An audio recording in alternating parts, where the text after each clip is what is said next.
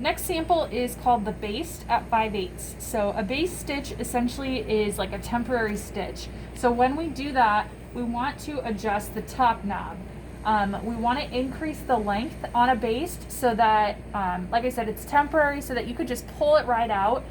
It's just to temporarily hold fabrics together.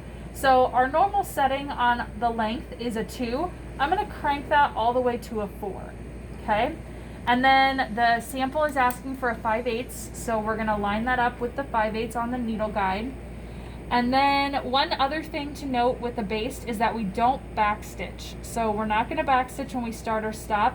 That's again just so that we can easily remove it since it is a temporary stitch. So I'm just going to start at the very top. It's hard to have it to get out of, but you're not going to backstitch. I'm just going to go top to bottom.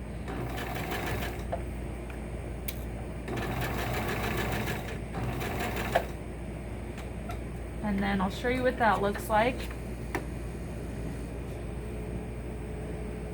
Okay, so if you look closely, you might not be able to see on mine, but the stitches are very, very long. So I could essentially just pull that thread and it would come right out. So it's just a temporary stitch.